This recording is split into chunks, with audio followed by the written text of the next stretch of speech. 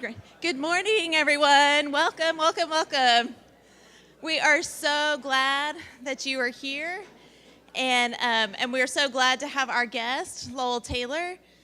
I met Lowell when first, somebody was talking about reparations, talking about building up community, talking about the relationship of white churches to the black community, and this guy has a lot of thoughts, but not only thoughts, but actions. And so when we think about how our faith intersects with how we live our lives and what we actually do to be the hands and feet of Jesus in community, I think that you're going to be inspired by today's conversations, not only from Lowell's experiences, but also from the experiences of folks who've been in our Becoming Beloved community group for a while and have been walking the walk for more than a minute. So thank you all for being here. And if you have friends who wanted to watch this or be here that couldn't be here today, thanks be to Dan that we have it streaming on YouTube, and so it can be referenced later.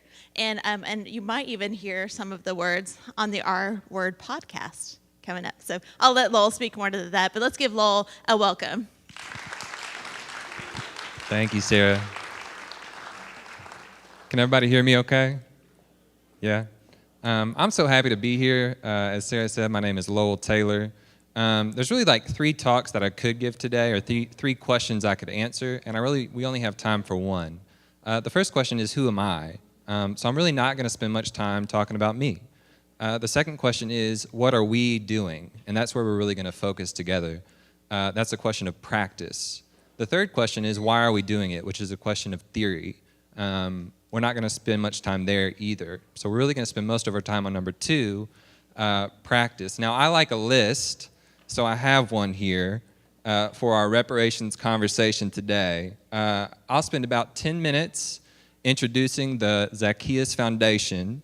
We'll have 10 minutes for a panel discussion, 10 minutes for small group discussion at your tables, and then 10 minutes for large group discussion, sharing with the large group what we discussed in our small groups. Is that okay with y'all? Yeah, sound good? Okay, so that's the plan for our time together today. Is it okay if I pray? Can I do that? Okay. God, thank you that you have told us what is good for us and what you want from us. You told us to do justice, to love mercy, and to walk humbly with you. Will you please help us to be who you want us to be, to do what you want us to do. We need your help. We ask for it today. And all God's people said, Amen. Okay. So I'm going to spend about 10 minutes telling you all about the Zacchaeus Foundation, and I will ask for a little bit of participation. Okay, so get ready. So here we go. The Zacchaeus Foundation is a nonprofit named for Zacchaeus, who returned what he had stolen. In the book Reparations by Quan and Thompson, they write that reparations returns stolen truth, wealth, and power. So we are working for racial healing and reparations in Northwest Arkansas.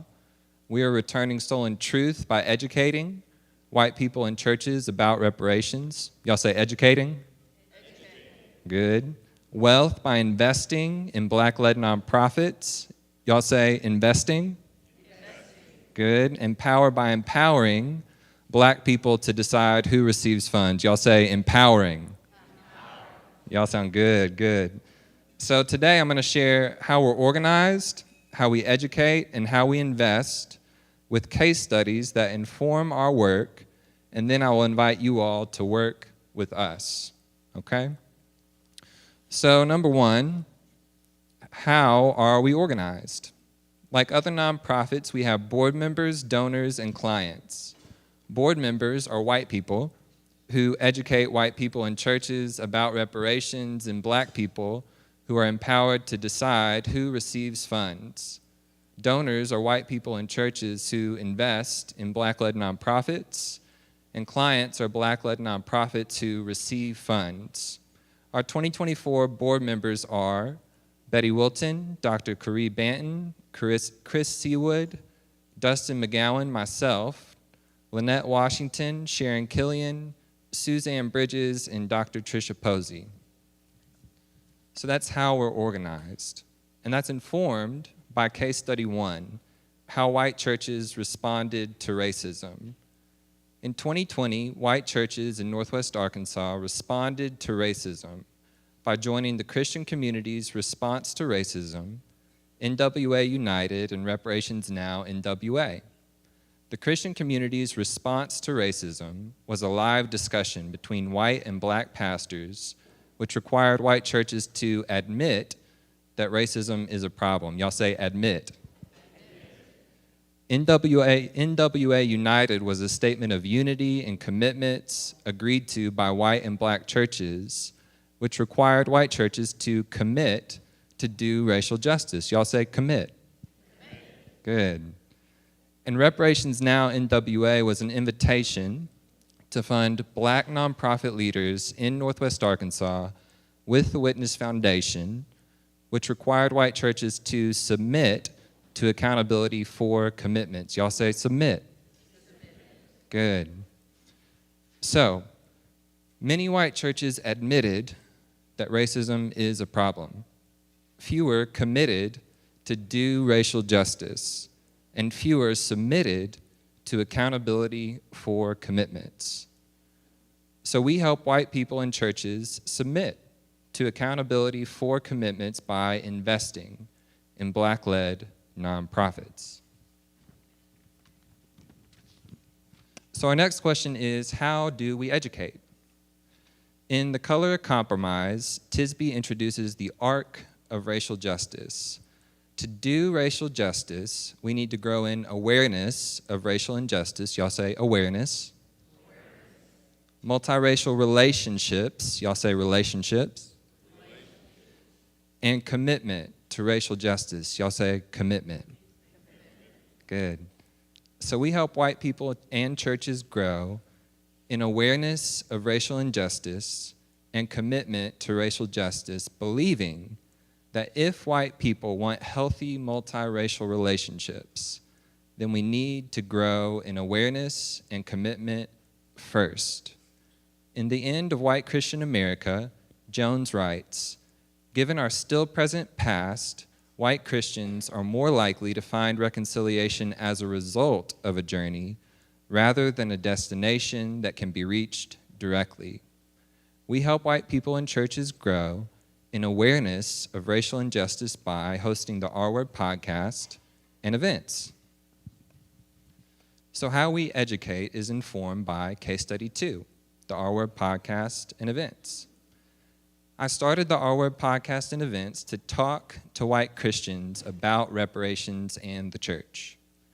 We have hosted 3 seasons of the podcast and events with Dr. Tisby, who spoke about his book, How to Fight Racism, in 2022, Dr. Thompson, who spoke about his book, Reparations, in 2023, and Dr. Edmondson, who spoke about her book, Faithful Anti-Racism, in 2024. We will host an event with Dr. Robert Jones, who will speak about White Too Long in 2025, and he'll be here in the spring to talk to you all at this time in adult forum, which I'm excited about. Okay, so I've told you how we're organized, how we educate. Now let's talk about how we invest. We help white people in churches grow in commitment to racial justice by investing in black-led nonprofits. We have opened the Zacchaeus Fund with Arkansas Community Foundation, which we will grow to an endowed fund.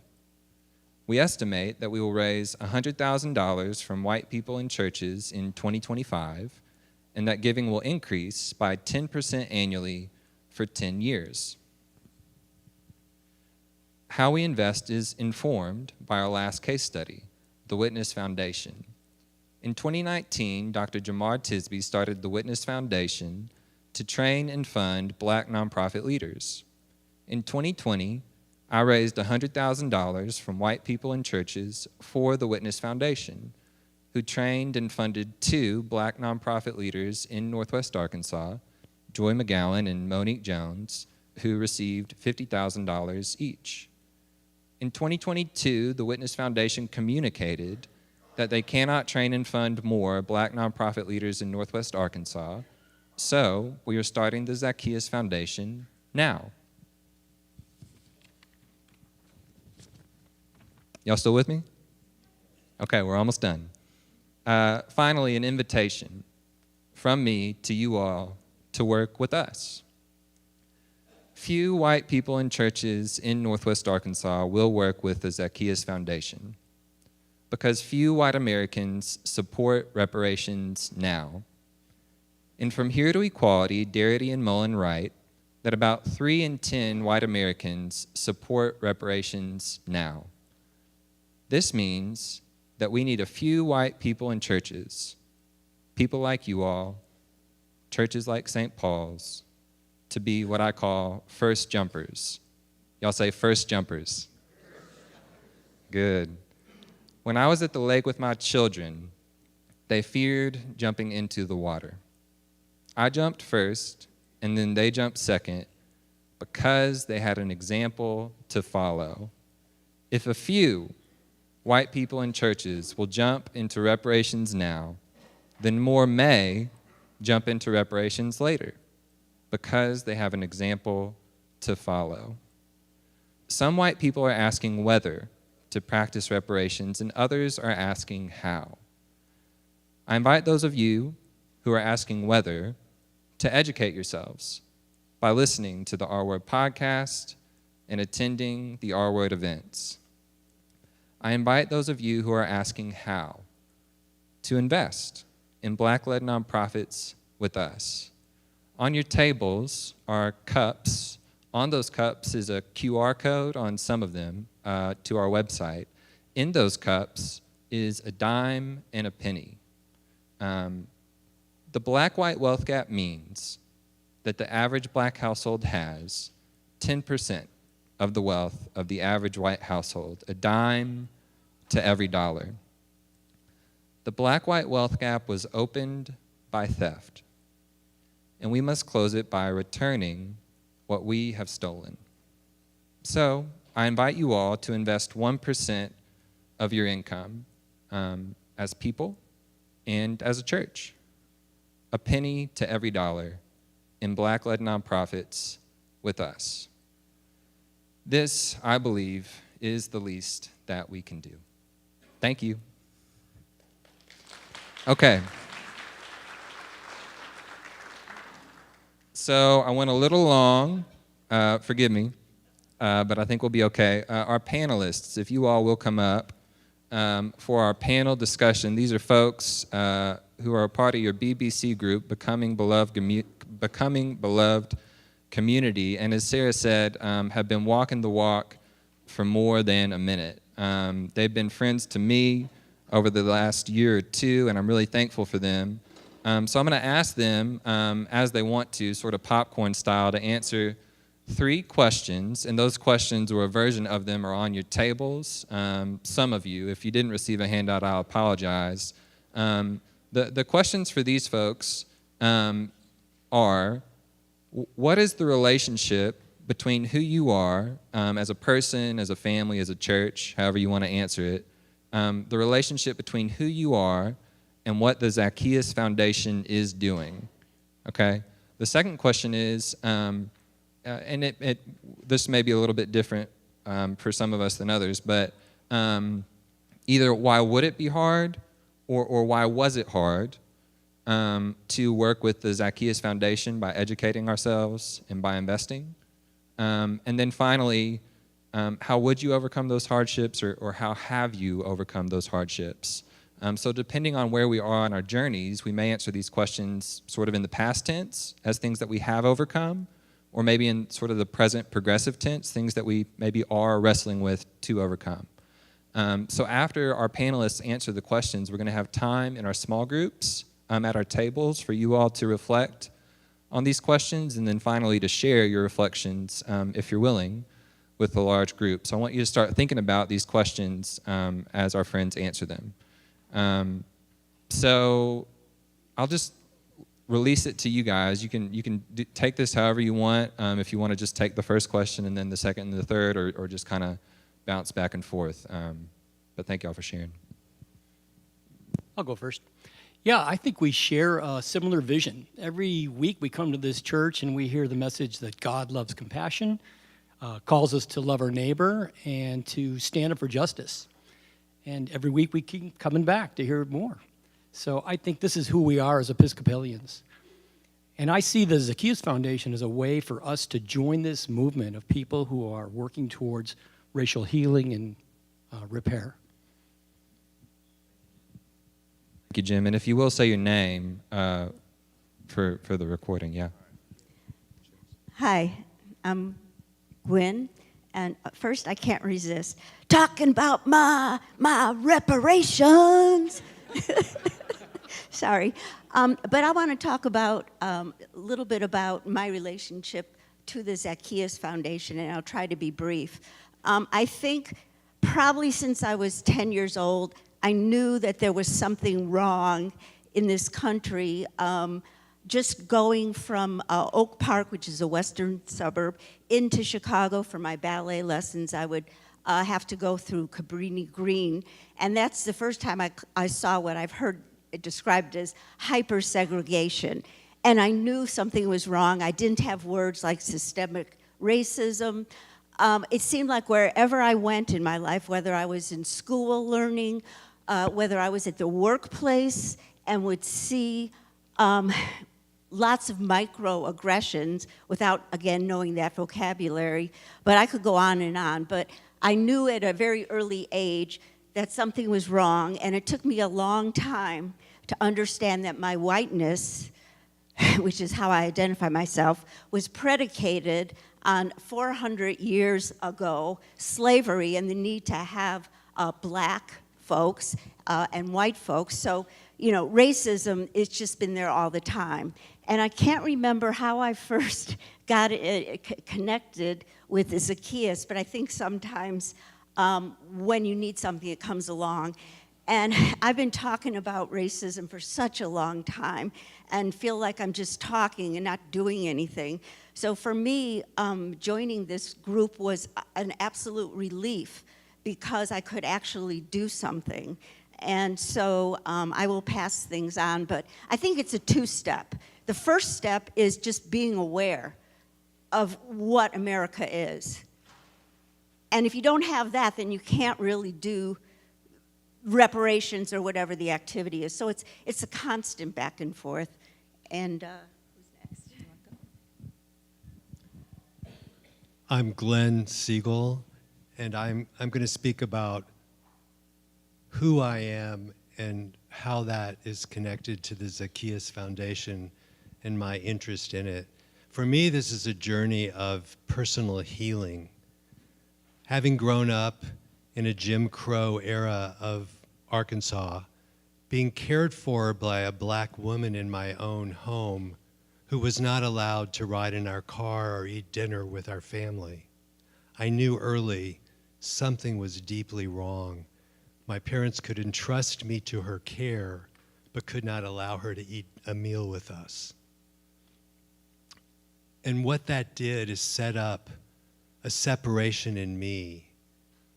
And my journey, a separation where I had to wall off an awareness while still participating in my life. And I really am disturbed by that being created in me at such an early age. So this journey for me is to create a sense of integrity in myself. I don't want to continue living knowing there's a part of me that's complicit with something that's deeply wrong. And I couldn't be a whole person and continue to do that.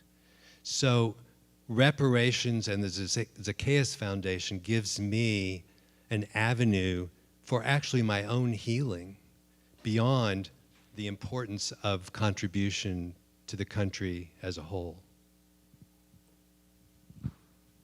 My name is Dave McMath.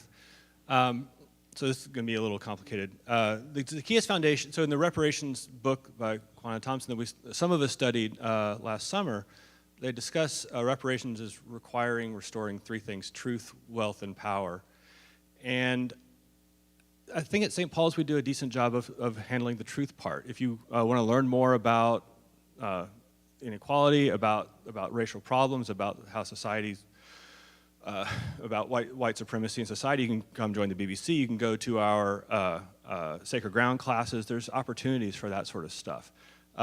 In 2020, I think, Sarah, when she was still at All Saints, hosted an event to discuss racial issues, and toward the end of it, one of the questions that came up is, how do you feel about reparations? And in 2020, I thought, this is completely impractical. There's no way that we can actually, as a society, engage in reparations in a meaningful way. And then I learned about the Zacchaeus Foundation, and I said, this makes total sense. This is an actionable approach toward I had the language by then, to the wealth and power side of the equation. The truth side's hard, but solvable, but the wealth and power is much more difficult. And I think the Zacchaeus Foundation is the first example of an organization that has had what feels like a reasonable, actionable approach to that. So that's my involvement. My name is Susie Norris, and I'll just concur with everything you've heard so far, and then I'll just add one piece of how my faith has been impacted by this work. And when we say our baptismal covenant, our promise to God, I realized I was moved by that. And why am I moved by that? Because, in particular, will you strive for justice and peace among all people and respect the dignity of every human being? And I believe that, but how can I do it? And the Zacchaeus Foundation offers a way to do that. I'm Alan Carney, and the way I'm connected to the Zacchaeus Foundation is as a contributor. But like everybody else here, when everything was made known to me about the Zacchaeus Foundation, it struck me hard that this was the way to go forward, and it involves two separate pieces. One is the reconciliation, and one is the reparations. So my heart is in both of those, and the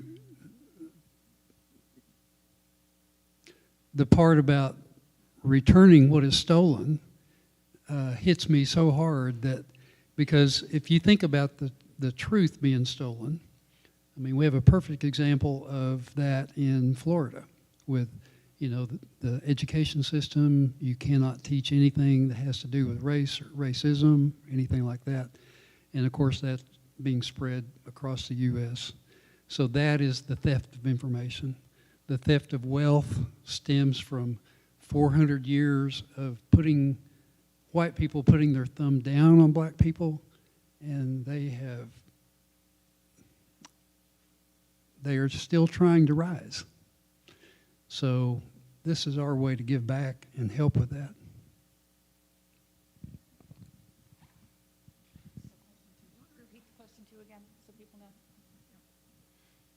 Question 2 is, what would be hard about working with the Zacchaeus Foundation? And I think this work is, there's a lot of misunderstanding about this work. I think until recently I was a reparations skeptic. I didn't think the country was ready. I didn't think I had personally harmed anybody. But then when I stopped to listen, I changed my mind. I realized that the advantages I have in this life are directly connected to this history of harm, and I benefit from it. It's a personal level, and so I think standing up for justice and repairing relationships has become important. Just like we teach our children, when you hurt someone, you first say you're sorry, and then what can I do to make it right? I think what could make the work hard, or the previous me, what would have made the work hard, is that reparations is too big, and I never owned slaves. How does this affect me? And it's through, well, that's the third question, so I'm not going to answer the third one, but that's my answer. This doesn't apply to me. I'm a good white person. I never had slaves.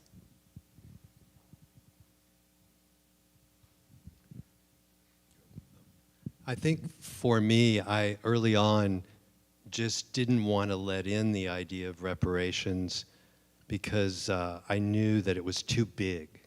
It seemed too big and almost futile to try to approach it. And then I start to reflect, and the more I heard, the more I faced the truth of theft as the foundational reason, the easier it became for me to want to be involved in this work. And just on my own spiritual journey, I'm aware that blindness is what I cultivate to stay away from challenges that will be painful for me. So I keep myself small and narrow. But for my own spiritual growth, I really have to start letting in the bigger picture of truth if I'm going to expand on my own journey. And so part of this was an ego way of protecting myself from having to face something bigger. But my spiritual journey requires it of me. And I was just thinking about, I think it's been about 4 years ago, but Ta-Nehisi Coates, who's a black author, wonderful black author, you might want to read him. He wrote Between the World and Me. He wrote a really excellent article in The Atlantic about why we should do reparations. And if you ever get a chance, read it. But I remember when I read it 4 years ago, I thought, well, obviously we should, but it just seemed too big. So, I mean, that was my thought, and then I kind of dismissed it. And then I was amazed when I found out about Evanston and here, that people are really doing it. And my last comment, just something I was rereading James Baldwin's The Fire Next Time. You can tell I'm an ex-academic because I always have to refer to other people. But he says something interesting. He isn't talking specifically about reparations, but he says white people have trouble giving up anything. And he says, and I think this is really interesting, because when you give something up, you're also giving up a little bit of your identity. And I don't think that joining reparations means I no longer have to be a white oppressor, but I think it does sort of mess with my idea of who I am. And so I just wanted to add that. Yeah, so I'm glad you put it that way. I think Zacchaeus is, so we're talking about sort of potential difficulty. How could it be difficult to work with this foundation? Zacchaeus Foundation's model is pretty radical. They're taking money from white people and giving it to black people, and just giving it to them. And, but think about that. So I listened to our Word podcast yesterday to study for this. And one of the quotations that came up is, or the metaphors that came up, if I have stolen your car and you want your car back, me making sure that you are a good driver is not a good reason for me to not give you your car back. It's your car. And I love that. I think it was in the reparations book, or at least Lowell quoted it from the reparations book, and I misquoted it. But it's a radical idea that I think has taken me some time to get my head around, but it's important. I could just say ditto to everything that's been said, but one of the things that did strike me is this reparations being so big. You know, it's just too big for me to even, consider anything about. And then when I met Lowell and heard about the Zacchaeus Foundation and the fact that this is local, this is local. And so what better place to try to make an impact than with your friends and your neighbors and your families, that are here. Then it becomes much more, the size becomes more able to handle. And so I think, even like the number of people that are here today, I mean, you just think about if each one of us went out and talked to our neighbors or our families about what we heard and, what a good plan this is, then you start everything to blossom.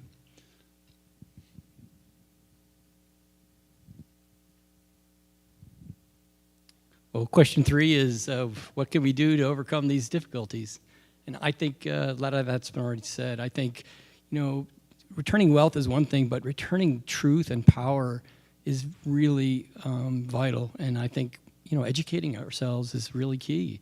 And once you realize where you're at, it becomes, part of our faith journey. That this is what we need to do. So I would encourage you all to look into Sacred Ground or Becoming Beloved Community, where we do inner work and learn about our past and where do we go from here.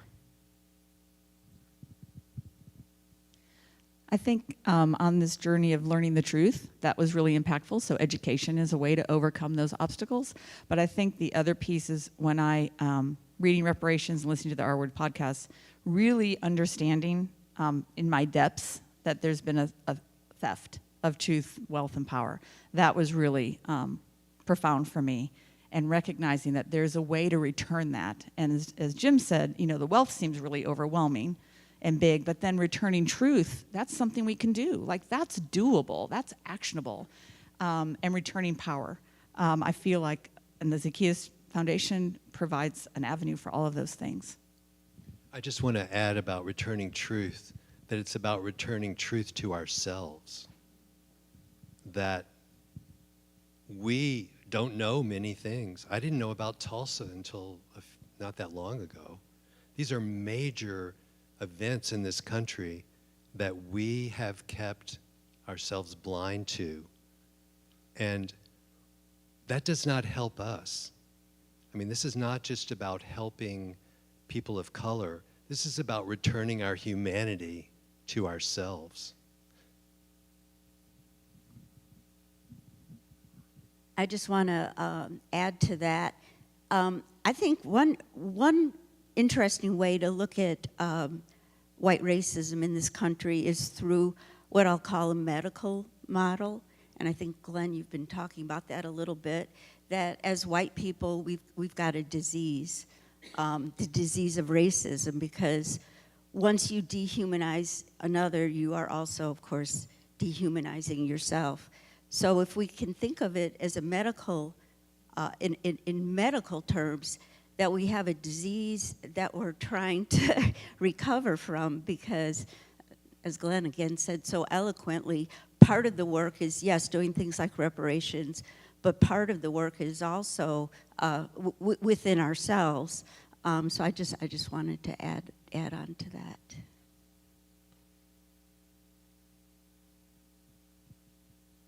I'll say one final thing. This maybe goes back to 2, but up till 6 years ago, I was teaching at the university, and I became very aware that there is a whole group of undergraduate students who have very little knowledge about race in America, and this is before the LEARNS Act, so I think some of the education we have to do is vital, and I think I did it wrong.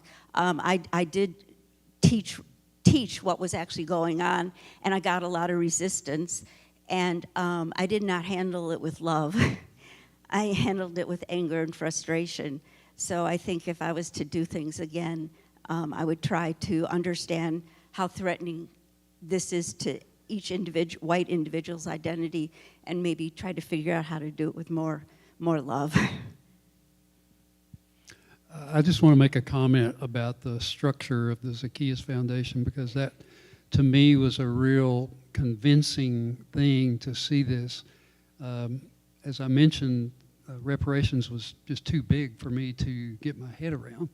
But the fact that it would be white people wanting reconciliation and wanting to do the repair work by investing in this fund, and then rather than us trying to be the white saviors of saying, oh, well, we're going to put this money here, we're going to put that money there, we have some very reputable people on the board who are black. And they are the ones who would say, yes, okay, we've had this much money as a return on the investment, and these nonprofits that are black-led are the ones that are doing the good in the community, and they need to be funded more, or new ones need to be started. And that was just my convincing attitude that this was this was the way to go.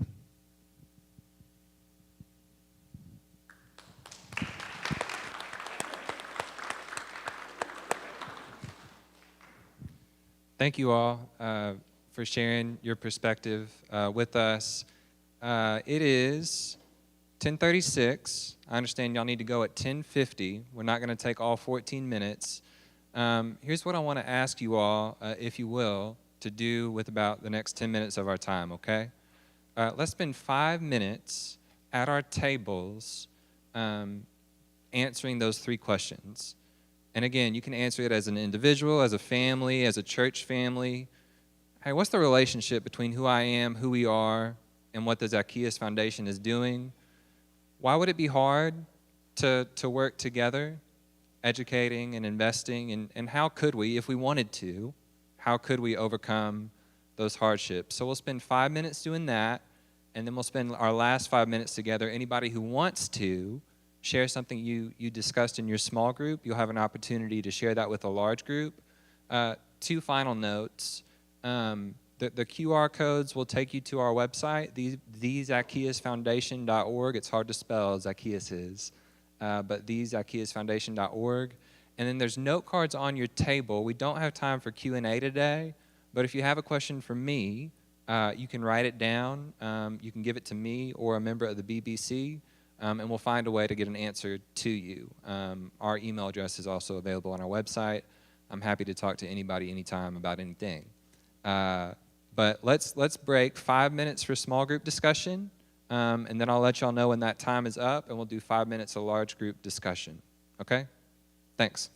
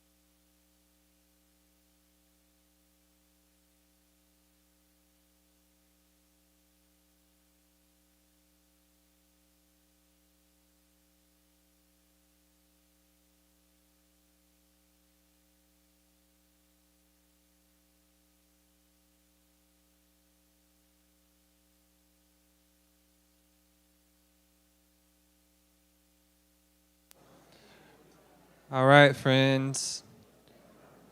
Our time is up. I'm sorry to interrupt your good conversations in small groups, but I do want to get you out of here on time. So let's see, we've got 2 microphones. So for the next 5 minutes or so, thank you, Jim, here's what we'll do. Anybody who has anything they want to share from their small group discussion, now's the time to do it. Please do use the microphone to share what you discussed, your answers to any of these 3 questions. And then please take the little cups with you as a reminder of our time together. But please give me or a member of the BBC your handouts. If you wrote answers to the questions, I'd really appreciate that information as I continue to learn how to talk about this stuff with people, and also your note cards with questions. So with that, I'm going to pick on my table and ask Mac to share something that was discussed. Thanks, Lowell. We talked about some of the difficulties and went back to your analogy of making sure that the person's car we stole is a good driver. The idea of giving up control and not holding people who are our creditors accountable is a tough one. And the answer that I heard that was spoke to me was you have to get involved. If you want to know how the money's being spent, go out and volunteer, and that'll change your heart. Thank you, Mac. Okay, who's next? Raise your hand, be brave. All right, this front table, Jim, you got it? 5 minutes is not a lot of time to discuss this. Kind of reiterating Mac's comment was that power is the most difficult thing. I mean, I think wealth is an indication of the power that you hold, so it's a good place to start. But power is very difficult to convince someone they need to give up. We're, regardless, white, black, indigenous, whatever, we're in a paternalistic society and where people, even with good hearts, want to take care. And I think that's a very difficult thing to convince people to give up. It's a hard thing in your own personal life. Look at all of the families with adolescents and how easy it is for the parents to give up power to those adolescents turning into adults. So anyway. Thank you. Who's next? Yeah, Alan, Julia, and I, we just talked about, how black people are involved in the decision making.